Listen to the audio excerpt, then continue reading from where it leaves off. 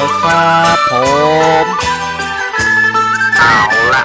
ศรัทธาญาติโยมสาธุชนทั้งหลายก็มาถึงช่วงที่2ของรายการสารธรรมยามค่ำดำเนินรายการโดยอาตมาภาพสำเน็จรักปัญโยนันท์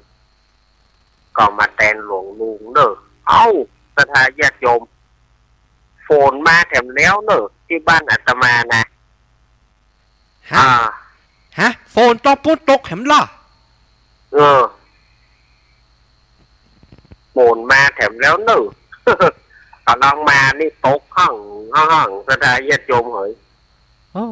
ถ้ากล้ามันก็เป็นอย่างห้ามเอาของแถมมาเมื่อได้มาแล้วก็เล่านิทานต่อไปเนาะเรื่องของลุงจันนี่นะขอถามหน่อยครับอันอย่างของแถมมั้งครับอันอย่างของแถมมั้งครับโฟนนะครับอันนี้จะไปเอาที่ตะคืนตะวานะแก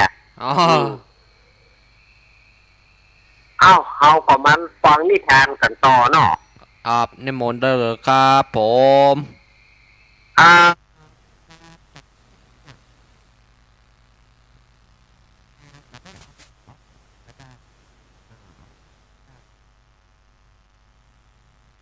าเพื่อลุงจันเนี่ยเอาเงินเอาทองก็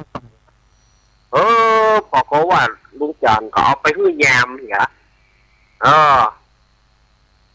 เจ้าพญาฮูก็ยังอินดูอยู่นะ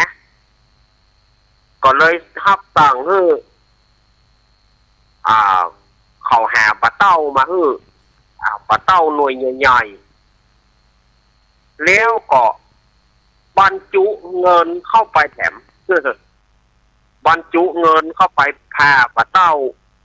แล้วก็เอาสตางค์เอาเงินเอาทองเข้าใส่ในหั่นแถมเอาเงินเอาทองเข้าใส่ในหั่นแถมแล้วก็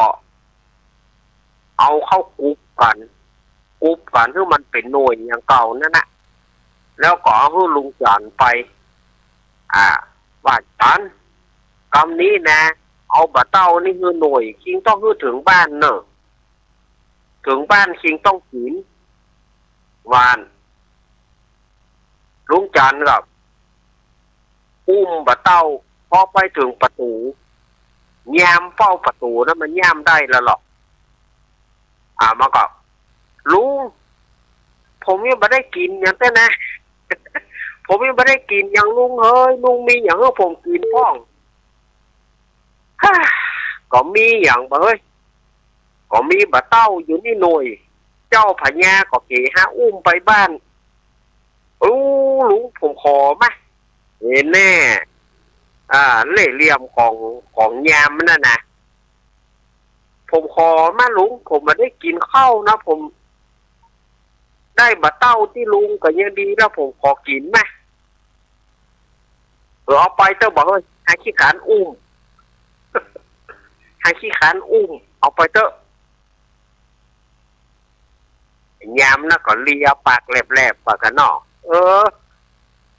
ยามนะมันก็เลียปากแหลบๆปากกันมันก็ของกินมันของมันได้กินลอมปอมเนาะทีนี้ก็ได้มาก็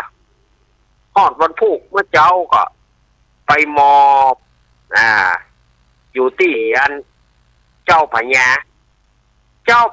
ก็ถามว่าไอ้จันเอาบะเต้าฮื้อชิงกินว่าบ่ได้กินบาดเจ้าพ่ออย่างชิงบ่กินข้าบาดขี้คันอุ้มพอดีไอ้ยามนั่นมันมาขอกินข้าบาดเลยฮื้อมันเหี่ยบาดเจ้าไอ้จันแหนี่บ่เฮ้ยถ้าจริงอย่างใดก็คิงนี่ล้ำเหลือถ้าจะสงเคราะห์อันอย่างใดคิงอันอย่างล้ำเหลือป่ะแต่เจ้าพญาก็ยังอีดูอยู่นะเจ้าพญาก็ยังอีดูอยู่ก็เอาบะเต้ามาแถมหน่วยหนึ่งทีนี้ก็เอาโบะเป็น2 ภาค ภาคหนึ่งใหญ่ภาคหนึ่งน้อยภาคหนึ่งอันที่ภาคใหญ่นะเอาเงินเอาทองเข้าใส่ในหั่นเต็มแล้วก็ภาคนั้นเป็นเนื้อปลาเต้าแล้วก็กำชับว่าไอ้จันแค่เอาปลาเต้านี่ห้ามหน่วยนะแล้วหน่วยนี้จริงต้องกินแล้ววันพูกเนี่ยแค่หูว่าคิงบักกินเราวางให้ดีแค่จะหามหัวคิงขอให้หูว่าคิงบักกินเตอะ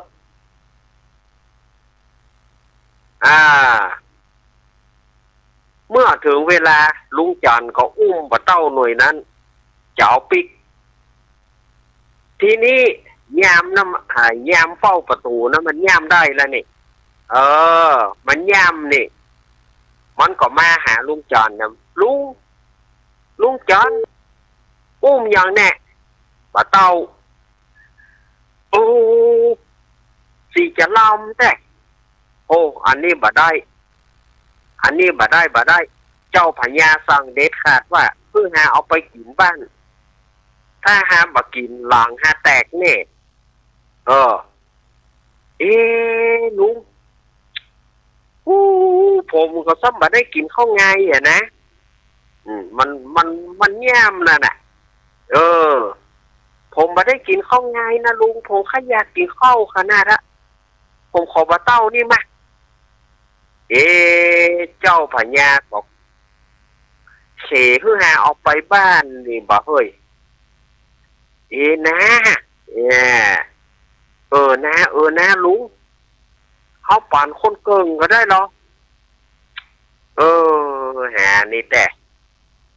คิงก็จะมาขยากให้กินได้เนอะได้ป่ะป่านคนเกิงคิงเอาผักใหญ่นั่นไปเอาผักใหญ่นี่ไปหาคนเดียวหาจะกินนั้นโขบน้อยนี่ยาวโขบใหญ่นี่ไปก็ปรากฏว่าโคบที่เป็นเงินเป็นทองที่เจ้าพญาเอาใส่นะลุงจันก็เอาไปหื้อยามเหียสถาญาติโยมฟังแล้วใครให้ก็ฟังแล้วจัดให้นะสถาญาติโยมฟังแล้วก็น่าอินดูอีกอย่างเกินหน้าสมเพชน่าเวทนาลุงจันเหลือเกินส่วนหนึ่งก็อาศัยว่าก็โอ้ยบ่ฮู้อย่างก็บ่ฮู้แตะบ่ฮู้ว่าบ่เอาไปฮื้อเปิ้นอย่ามดที่เปิ้นเอาอันดีฮื้อลุงจันก็เลยได้โคบนะโคบที่มันเป็นปลาเต้าบะไดนะเอาไปกินถึงวันพูกมาลุงจันก็มาทำหน้าที่มหาเล็กมาทำหน้าที่มอบอยู่กับพระบาทของเจ้าพญาก็ถามว่าไอ้จัน จริงเอาบะเต้าไปบ้านก็ข้าบาทเอาไปผักเดียวบาทเจ้าตามที่พระองค์จะให้ข้าบาทเนี่ยเอาไปกินข้าบาทก็เอาไปกินโคบเดียวและแถมโคบไม่ไหนแถมโคบหนึ่งไอ้ยามนั่งขอแล้วคิงเอาอันใดฮื้อเอาโคบใหญ่บาทเจ้าจอนเฮ้ยจอนอีลำเหลือบ่เฮ้ยฮะก็บาจ้างจะอย่างใดฮื้อคิงละฮะก็ตึงจะสงเคราะห์อันอย่างคิงห้ามบาสงเคราะห์แล้ว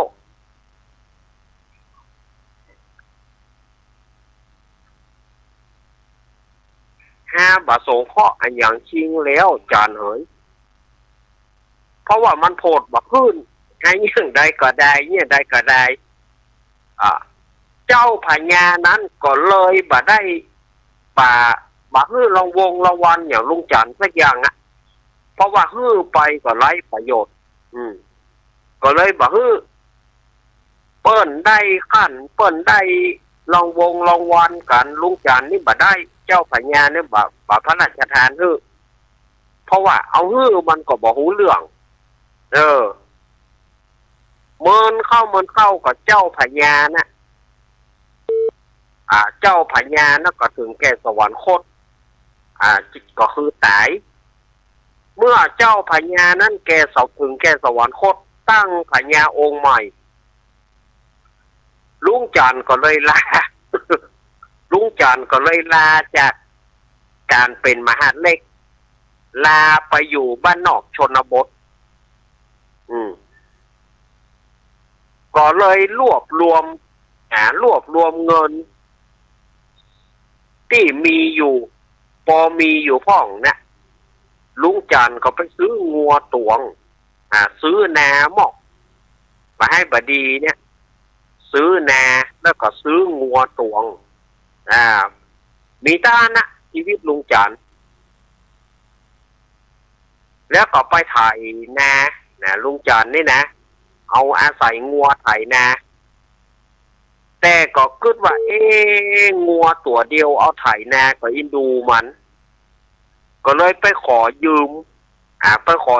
งัวจากเพื่อนบ้าน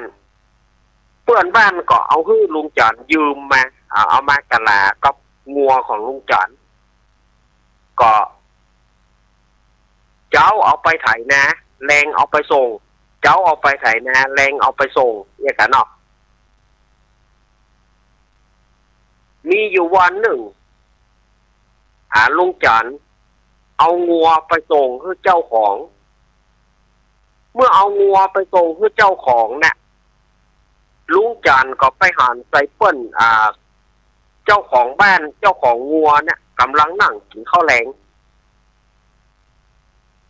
ค้านว่าลุงจันทร์จะไปเอิ้นเปิ้นว่าเอามาส่งแล้วเนอะลุงจันทร์ก็กลัวเปิ้นห้องกินข้าวลุงจันทร์ก็เลยเอางัวไปมัดท่านเอางัวไปมัดกับแหล่งที่เคยมัดนั่นนะกับเสาแหล่งที่เคยมัดนั่นนะเอางัวไปมัดท่านเจ้าของก็หันนั่นนะเจ้าของก็หันละลุงจันทร์ก็จะเอิ้นเปิ้นว่าเอางัวมาส่งแล้วเนอะก็บอกว่าเนาะพอกลัวเปิ้นห้องกินข้าวบ่อยากจะไปกินข้าวตัวเปิ้น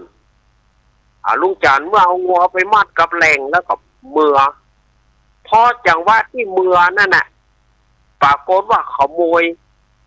สวมรอยมาลักงัว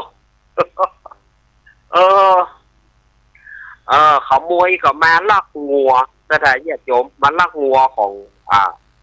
เจ้าของงัวเนี่ยนะลูกเจ้ามางัวเฮามีไหนบะเดียวนี่ปู่จานมันบอกมาส่งแกก็หันมันเอามาส่งแล้วนี่ปู่จานมาเอามาส่งแล้วนี่แล้วงัวเฮามีไหนแสดงว่าปู่จานนี่มันลากงัวเฮาไปมันไม่ยอมเอาคืนมาด้วยเจ้าของก็เล่นอวยละเจ้าของก็เล่นอวยเจ้าของบ้านทั้งที่ตัวก็หานแล้วเนี่ยก็เลยบอกว่าปู่จานนี่เล่นบะซื่อก็เลยไปแจ้งพ่อหลวงแจ้งพ่อหลวงว่าลุงจานยักยอกงัวพ่อหลวงก็บะตามบะซี่นะพ่อหลวงก็ยับลุงจานโดยบ่มีการสอบสวนว่าจะเอาไปให้เจ้าพญาเอาไปให้พญาเจ้าเมืองสอบสวนแล้วลงโทษประหารชีวิตลุงจานเอาไปให้เจ้าพญาเอาไปประหารชีวิตลุงจานก็เข้าไงก็บ่ได้กินเดือดร้อนพ่อหลวงก็มาถึงก็มายับไปเข้าไปในวังลุงจันทร์ก็ยุ่งละบอกเฮ้ยเข้าไปในวังเมื่อเข้าไประหว่างเดินทางนั่นน่ะลุงจันทร์ก็ขยักกี่เข้าก็เลยไปก่ายบ้านเปื่อนก่ายบ้านเจ้าหมู่ก็จะไปขอกินข้าวสักกำก็เลยบอกคือกับพ่อหลวงบอกว่าพ่อหลวง ผมขอแวะบ้านเพื่อนผมกำเดียวเด้อผมแค่อยากกินข้าวผมจะไปขอข้าวมันสักหน่อยพ่อหลวงก็เลยไปพ่อหลวงมันนะลุงจันเนี่ยไปแล้วก็ลุงจันนี่ก็เข้าไปถามไอ้เซียวมินี่ก็โอ้ผัวข้าบ่มีนี่ไปปะใส่เมียเซียวหรอปะใส่เมียเซียวอันไอ้บ่มีนี่ไอ้จันกะพี่เซียวกะโอ้พี่เซียวเนี่ยใดเปิ้นยับข้านะเปิ้นหาว่าข้าลักงัวที่แต่นะข้าเอาไปส่งแล้วแต่ข้าจะเปิ้นก็เปิ้นกินข้าวอยู่ก็เดี๋ยวเปิ้นอย่าห้องข้ากินข้าวเมาะข้าก็เลยบอกข้าก็เลยบ่ได้บอกข้าก็เอามัดไว้หั่นก็ว่าขโมยมาลักแล้วเปิ้นก็หาว่าข้ายักยอกงัวก็เลยยับข้าจะเอาไปไต่สวนในเมืองตอนนี้ข้าอยากกินข้าวข้าขอข้าวสักหน่อยเตอะไม่เสียวได้กะคำเดียวกันเนอะปรากฏว่าเมียของเสี่ยวเนี่ยซ้ำแมนเนี่ยแมนพอจะดีเกิด แมนพอจะดีเกิดก็เขาก็ไปเนี่ยได้โบเอาเข้าไปไว้บนขื่อพวกน่ะสถานญาติโยมเอาเข้าไปไว้บนขื่อเมียเสี่ยวเนี่ยก็เลยมาแจ้งเนี่ยได้ก็เอาโต๊ะเข้าหอเอาโต๊ะขึ้นยองแล้วก็ขึ้นเพื่อจะไปเอาเข้ากับป่าเกมมาฮื้อลุงจันเพราะว่าเข้ากับป่าเกมมันอยู่บนคือพวกลูกก็ไปไว้แห่อยู่หั่นน่ะเนาะที่นี่เมียเสี่ยวเนี่ยบอกขึ้นโต๊ะมันแค่จะปรากฏว่ามันน้ำหนักตัวมันนักเนาะประกอบกับแมนเนาะบอกกองว่าขึ้นจะยื้อไปเอาปลาเค็มกับข้าวเนี่ยปรากฏว่าโต๊ะนั้นล่มโต๊ะลมขล่มท่มปรากฏว่าเมียเสี่ยวที่แมนลูกที่แมนอยู่น่ะโซดออกแทงลูกออกไปทีนี้เจ้าไปไม่ใช่เจ้าไปเนี้ยทีนี้เสี่ยวมันปิกเข้าบ้านพอดีเมื่อปิกเข้าบ้านพอดีก็ไอ้จันทิ้งเนี่ยฮื้อลูกทิ้งเนี่ยฮื้อเมียฮะแทงลูกโอ้เรื่องนี้ฮะบ่ยอมเด็ดขาดพ่อหลวงยับไอ้จันเอาไปสอบสวนในเมืองลุงจันเข้าก็บ่ได้กิน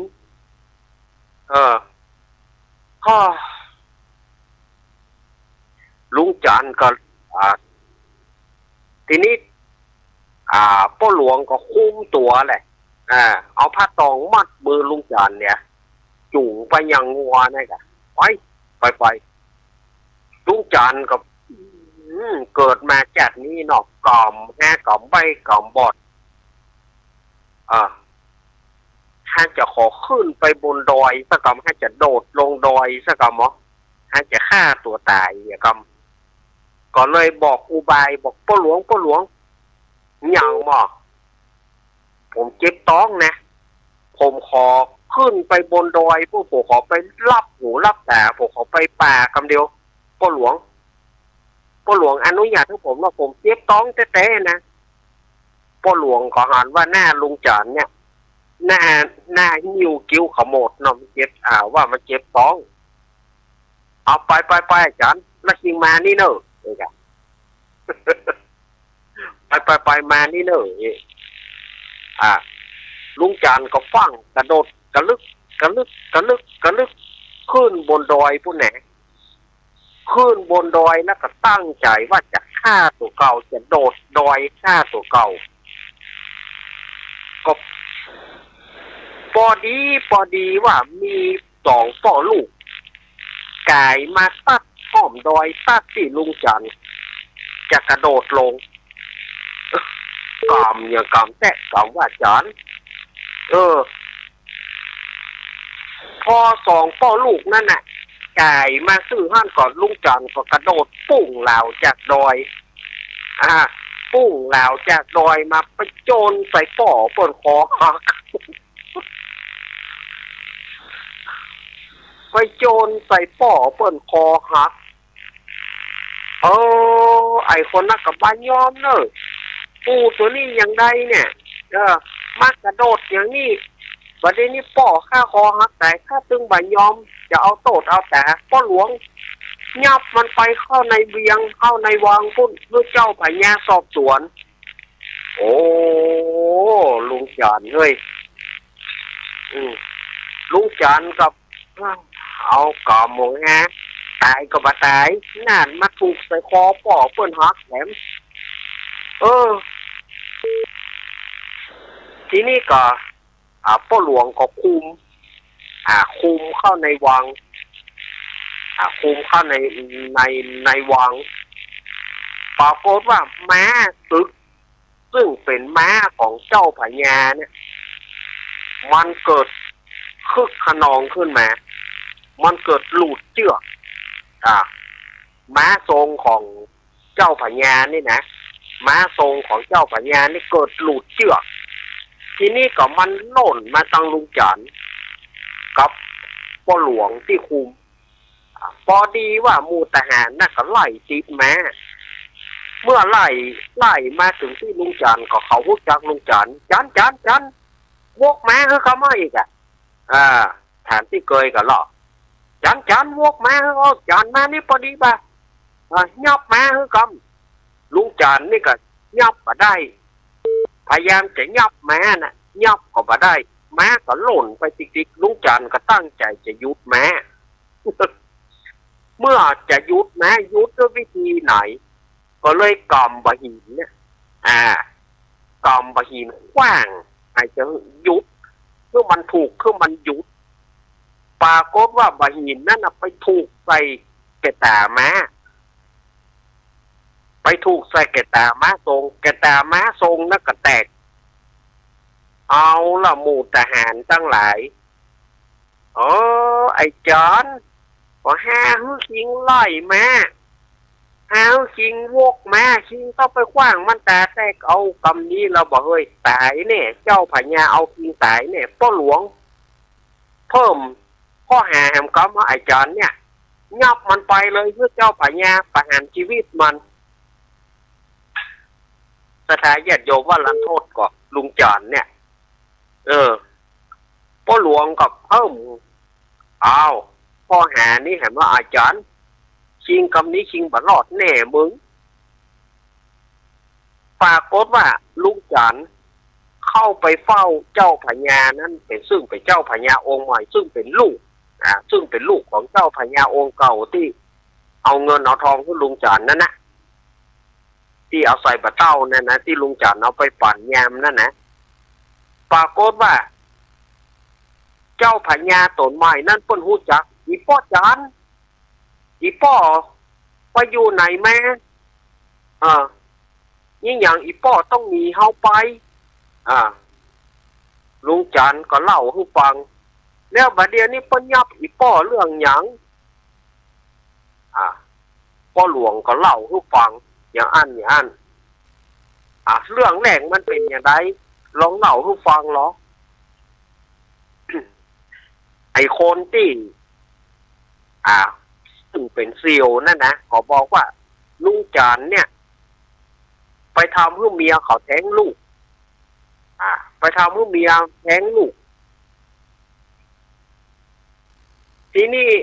เจ้าพญาก็ถามว่าอีป้อจันอีป้อตั้งใจแท้กะป่าใจป่าใจเตื้อโลกป่าใจเรื่องนี้เตื้อป่าใจตอนนี้เตื้อไต่สวนเรื่องงัวไต่สวนเรื่องงัวเจ้าของงัวก็บอกว่าปู่จันเนี่ยยักยอกงัวของข้าพระองค์เอาของข้าพระองค์ไปแล้วข้ามมาก็บ่คืน อ๋อเป็นอย่างนั้นอีป้อจานอีป้อยักยอกงัวเปิ้นแต่กะ บาดใจบาดเจ้าค่าบาทเนี่ย ยืมงัวเปิ้นไป เจ้าเอาไปแรงมาส่ง เจ้าไปแรงส่ง แต่วันนั้นเนี่ยแต่ตะวาเนี่ยค่าบาทเอางัวไปส่งแล้ว เอางัวไปส่งแล้ว แล้วทีนี้ปรากฏว่าเปิ้นนั่งกินข้าวกันค่าบาทก็เลยว่า จะเอิ้นเปิ้นก็กลัวเปิ้นห้องกินข้าวค่าบาทก็เลยเอางัวมัดที่แรงที่เดิม แต่มันหายไปค่าบาทบ่ฮู้แต่เจ้าของงัวก็บอกว่าค่าบาทเนี่ยยักยอกงัวอ๋อเหตุจะเอาจะตัดสินเถอะอีป้อจานเอาไปส่งแล้ว เจ้างัวหันแล้วมันก็หันแล้วทำเป็นบะหันฉะนั้นเจ้าของงัวก็ต้องเอาเงินใส่อีป้อจานมานั่นแน่อยู่ดีบอกว่าดีหรอกหันแล้วแต่นี่แล้วก็ทำเป็นบะหันเนี่ยในที่สุดก็เจ้าพญาก็เลยหมายเจ้าของงัวเจ้าของงัวก็เลยซวยไปแล้วก็ถามว่าอ้าวแล้วแหมคนหนึ่งเหรอไอจานนี่เป็นซีอีโอของข้าบาทมันขึ้นเฮือนมันไปข่มขืนเมียของข้าบาททำให้ลูกของข้าบาทซึ่งอยู่ในท้องเมียแท้งออกไปแต่กะอีป้อจันไปข่มขืนไปแต่กะบาดใจบาดเจ้าข้าบาทถูกเจ้าของงัวยับเจ้าของงัวแจ้งป้อหลวงแล้วป้อหลวงก็มายับข้าบาทในจังหวะนั้นข้าบาทก็ไปใครอยากกินข้าวเพราะว่าข้าวไงบัดได้กินก็เลยจะไปขอกินข้าวที่บ้านเสี่ยวแล้วก็จะมาที่ในวังแต่ปรากฏว่าเสี่ยวบ่อยู่ข้าบาทก็เลยไปขอกินข้าวกับเมียเสี่ยวเมื่อ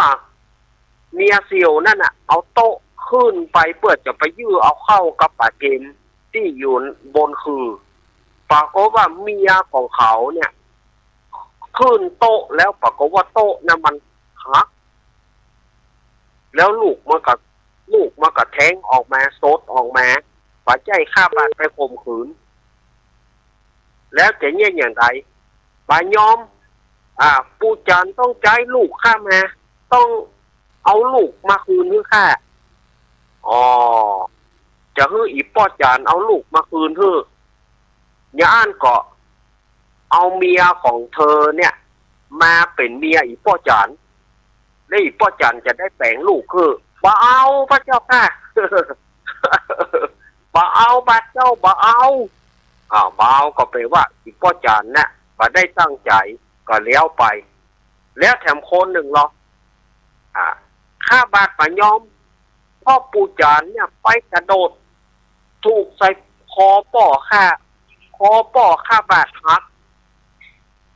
ข้าบาดป่ายอมอีป้อจานเป็นด้วยเหตุใดอีป้อจานไปเตะคอเปิ้นหัก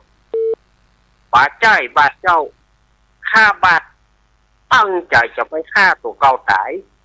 แต่จังหวะที่ข้าบาดปุ้งเหลาลงน่ะปรากฏว่าไปถูกใส่สองป้อลูกมันเตียวมาพอดีข้าบาดก็เลย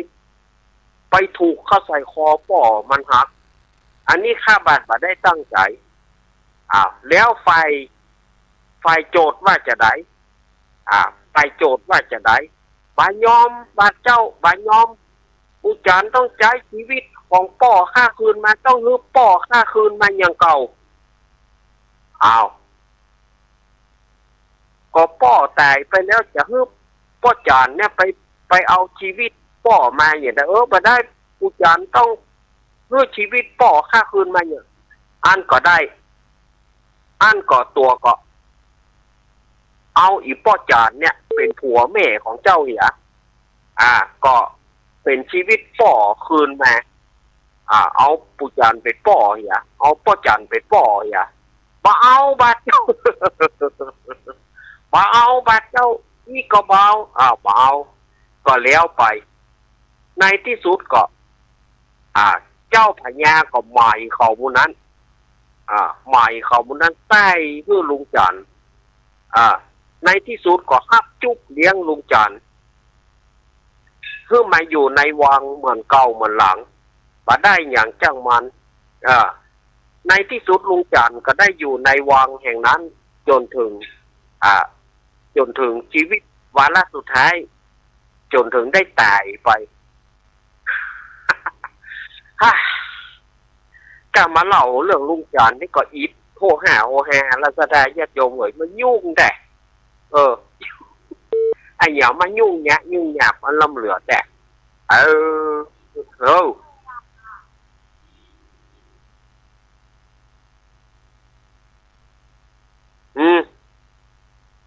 อย่าง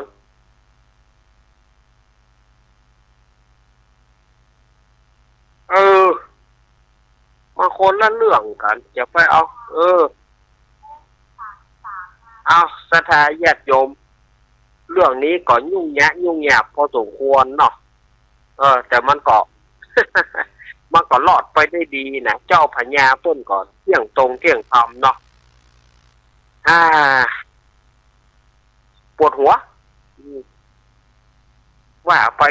ก็ปวดหัวไปจิกตะกี้ก็ป้อนแหน7 ปีทีวีเพื่อคุณบ่ได้อู้กับสกรรมเนาะป้อนแหนก็อย่าไปผ้านอนขอนแตนก็จะไปหลายที่เนาะบ่ได้ตักกันสกรรมเนาะป้อนแหน7 สีทีวีเพื่อคุณที่บ้านปีใหม่ตะกี้นะเอาละบ่สถาญาติโยมก็เล่านิทานไปก็จะหมดวัตถุอู้แล้วเนาะตอนนี้ก็เวลา1:35 นาทีอาตมาจะวางสายแล้วเนอะวางสายคือสถาญาติโยมได้โทรเข้ามาเอาละเปิดโทรศัพท์ละ083-761-1775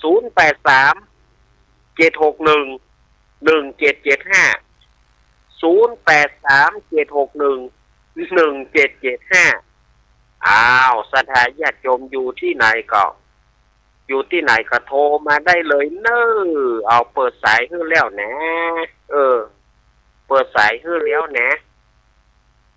สถาญาติโยม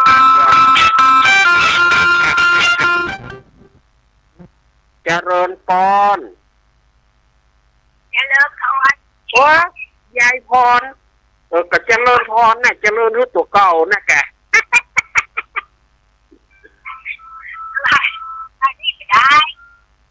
อย่างยายพรตกน่ะกระเด็กกระตกกระเด็กกระยุบอันนี้ตกละมาละบังกระเดี๋ยวไปสุดดำละตกเมื่อวันแต่เจ้าเนาะเมื่อวันแต่เจ้ามาก็ทั่วกันไปกะแมลงนี่มาตกเนี่ย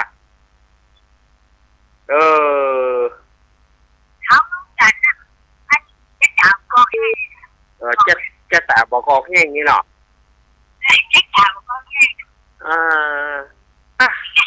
ยุ่งแต่ยายพรแต่ยายพรจะไปอัน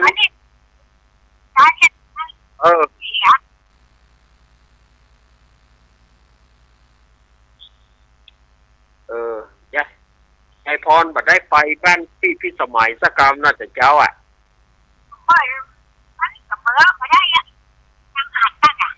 ยังหานได้เนาะไปแยกเนาะ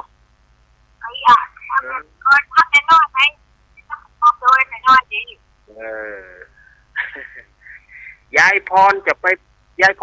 ประกวดนพมาศที่ไหนก็ปีเนี้ยนะจะ เดี๋ยวไว้ไปประกวด เดี๋ยวไว้ไปประกวดนพมาศอีก อยากอยากอีก ว่าเล่นยายพรบ่ได้เด้ออ้าวยินดีเนอะยายพรเนอะ ปลาจะเจอยู่ อ้าวยินดีเนอะ จะเจสบายดีนะใช่อ่ะ เจสบายดีเต้าตุ้ยเหลือเก่าก่อนยินดียายพรเนอะ อ้าวย ายพรร้องงัวแดงสันกำแพงเชียงใหม่เนาะ เล่นหยอกเย้ายายพรนี่ม่วนนี่บ่ได้ก็ว่ายายพรจะไปประกวดนพมาศที่ไหนกันเนาะ เป็นก็อย่าเอาเป็นนางนพมาศ ตายแล้วเด้อ0837611775ยายพรนี่มันต้องเพื่อฟังจากไว้สิเจริญพร ไปจะลูกเล็กไปทำกันนะ อุ้ยเฮือน อ้าว เห็นดีนะ เห็นดีนะ ชัดเจนเนาะ94กะ อ้าว 94กะ94 หมดดีเนาะ เนาะ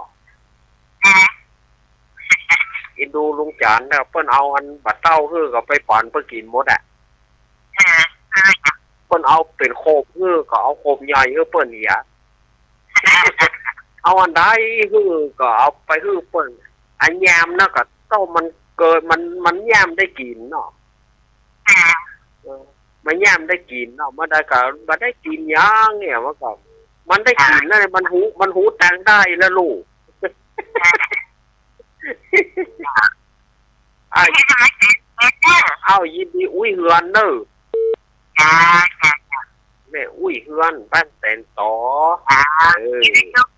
เอาขอบคุณอุ้ยเฮือน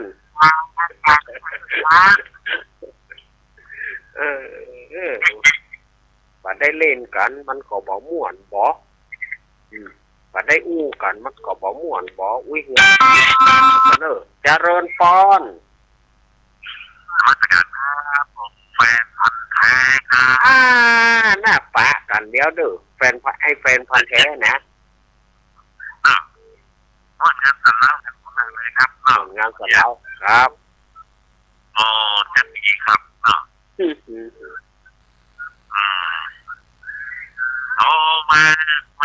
ร่วมงานกันทำมาใครเกียดกันมันรับรองหาย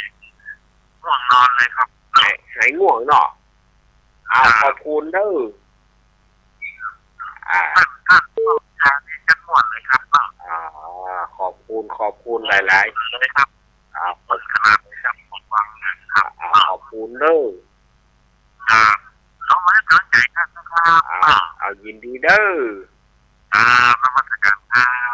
ไอแฟนพันธุ์แท้ไง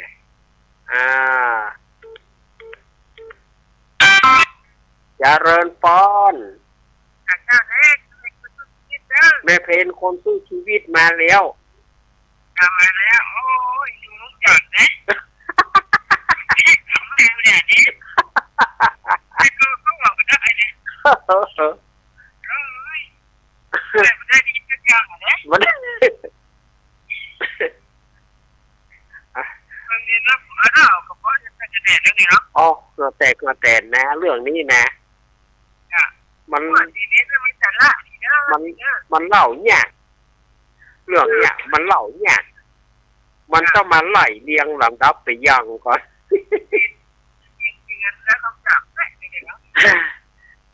อันเนี้ยใช้ความจำแต่ละแม่เป็นเหยเอาวันพุ่งกันเนอะ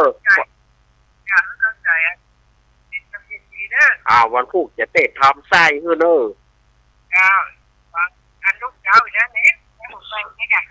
วันพวกนี้วันพวกจะเตะทำแปะคำไส้เนอะยินดีเนอะหยัดตรงเฮ้ยอาตมากับอย่างนี้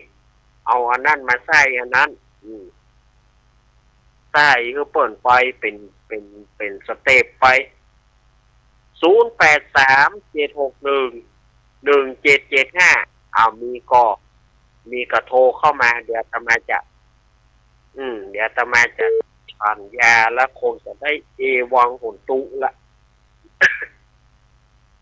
คงจะได้เอวังแต่ละวันนี้นะอ๋อแต่ก็เตยไปติ๊กๆแล้วนี่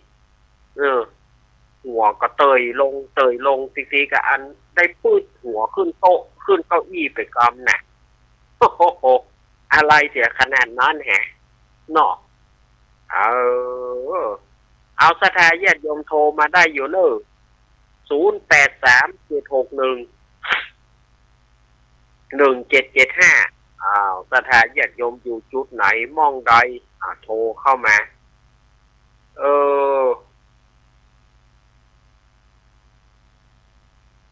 มาโทรมาเนอะพ่อเติมเกี้ยววงวานพ่อธนัทเขาแม่เหลียวเนาะแม่เหลียวกวางเปา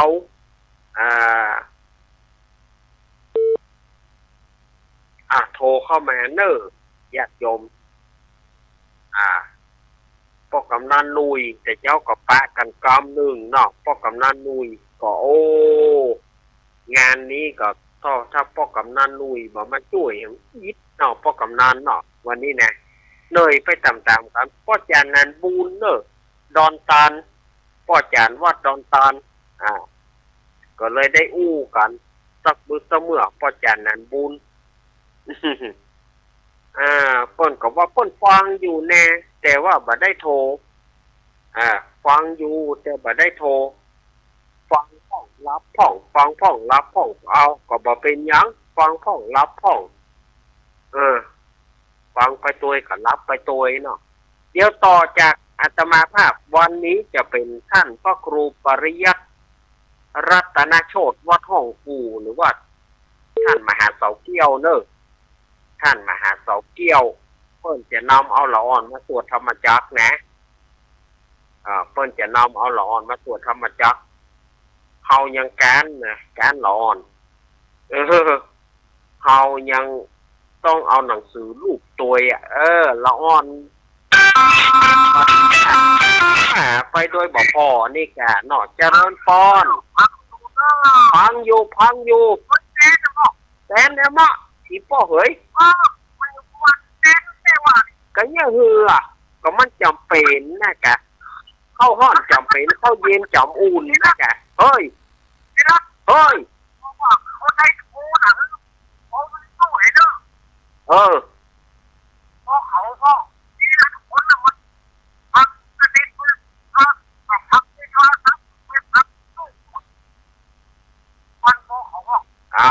เดี๋ยวจะบอกคนเดียวเนาะยินดีเนอะ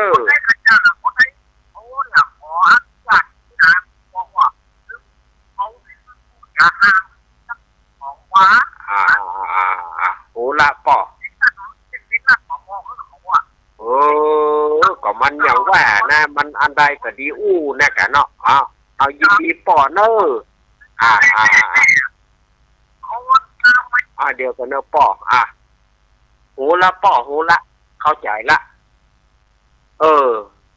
มันก็ยังว่านั่นเนาะ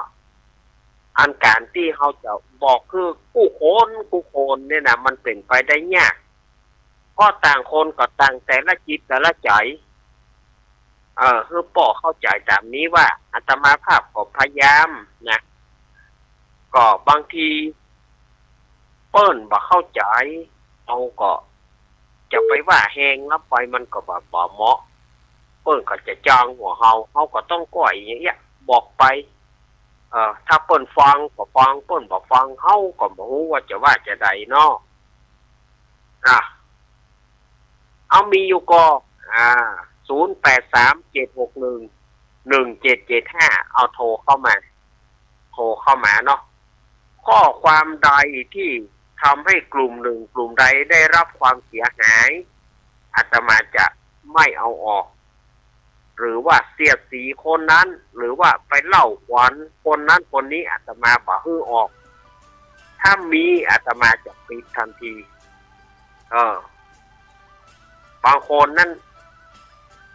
จะเล่าขวัญลูกเล่าขวัญเต้าเล่าออกทางวิทยุมันเป็นสิ่งที่บ่เหมาะ มันเป็นสิ่งขายหน้าตัวเก่าตัวแล้วก็ขายหน้าออกหน้าหมู่แล้วก็ขายหน้าออกหน้าหมู่ ตะลุงฟังนี่ก็ดีโทรเข้ามาเบอร์เนนรักก็ได้นะครับ ถ้าว่าสถานญาติโยมที่ ทำไม จะ ไม่ โทร เข้า เข้าร าย มา กา เนี่ย รเนี่ยครับ รายงานให้คนฟังกำ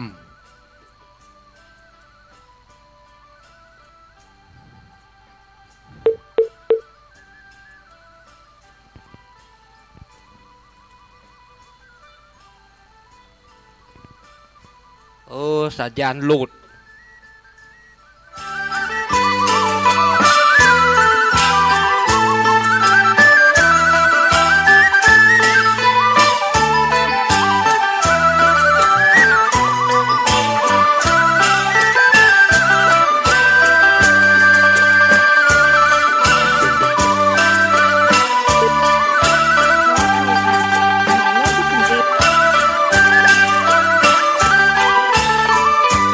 สัญญาณหลุด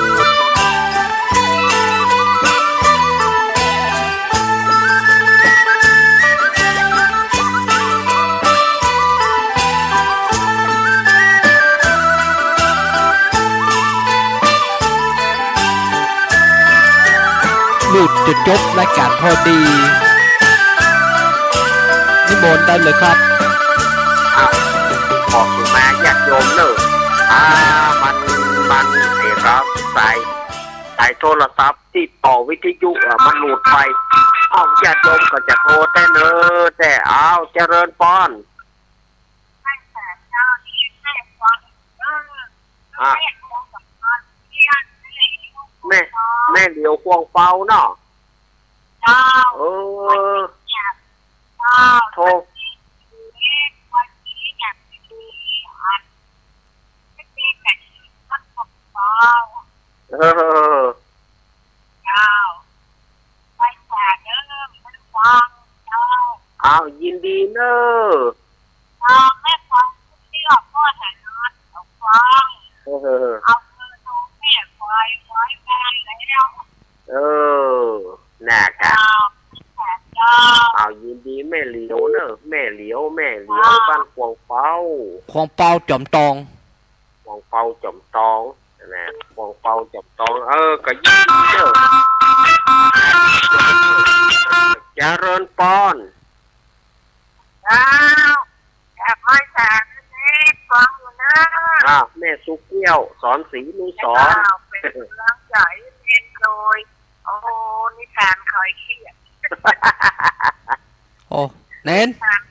ครียดที่คนสูงวัยเนี่ยไม่ค่อยหัวนะเจ้า น่าจะบอกบอกขอบคุณตังคนคุมที่อยู่กะอีกอะ เออ เจ้า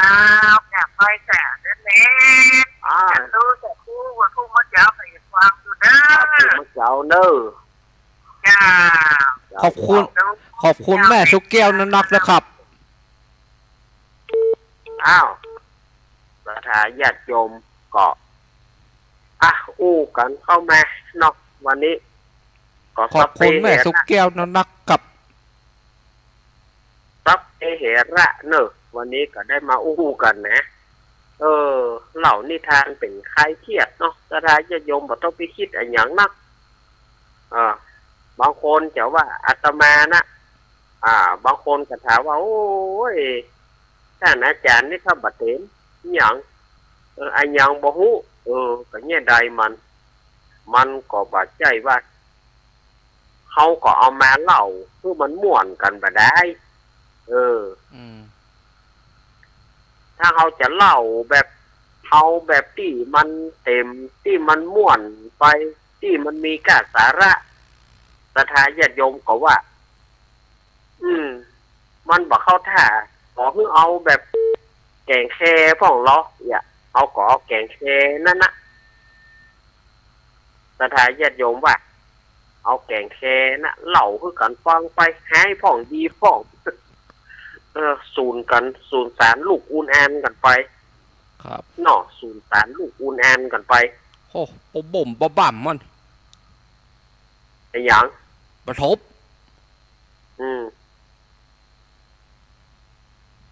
น นะสถานญาติโยมก่อเรือเวลาแถมบาดเดียวนี่แหมตะไดเหียเดี๋ยว4 วันเดี๋ยวเนอะเจริญปอนติดแล้วเนอะ เจ้าถ้ากำลังจ่ายเจเลยเด้อไม่สุกเกี่ยวแน่ อ๋อ เจกับผมม่วนแน่มาเจ ครับ เกี่ยวกับเกี่ยวกับว่าเจนะเจ้า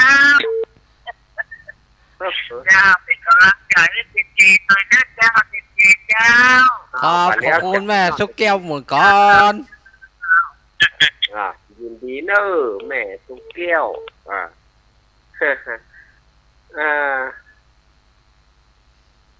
แม่สุกแก้วแม่สุกแก้วศรีลาพรศรีเตี้ยนะ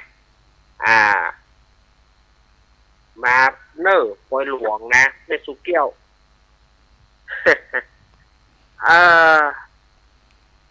มีโยกอสัทธาญาติโยมเหย เอาสุราใหม่ไปตัวเนาะ 0837611775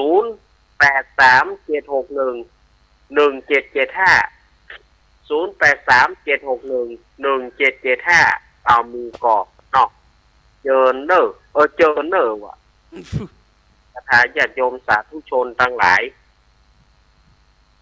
ใครจะโทรหาตอนนี้ก็ยังได้อยู่เหลือเวลาแถมบ่ได้เลยป้อเหย บะทุดซาละ เวลาหมด บะทุด หมด ซา เวลาหมดพอดีละเอ้า ขอบ ผูก งาม ะเจ้ากันเนอสถานญาติโยม เน้น ผูกมะเจ้ากล้วยโทรมาเนอ ขอบคุณงานแตนปี้แหมรอบสุดท้ายครับ โยมที่เข้ามาก็บอกว่าขอบคุณเนอนี่นะสถานญาติโยมที่เพิ่นได้ไปช่วยเนาะเพิ่นได้ไปห่วมไปหามกันเดี๋ยวแหมพื้นเปิ้นจะได้ขอบคุณกับสถานญาติโยมแถมสถานญาติโยมก่อนก็เดี๋ยวก็ฟังท่านมหาเสาเกี้ยวเนอะท่านพระครูปริยัติรัตนโชติวัดร่องกูอำเภอเวียงป่าเป้าจังหวัดเชียงรายก็เดี๋ยวท่านมหาเสาเกี้ยวเพิ่นจะมาเพิ่น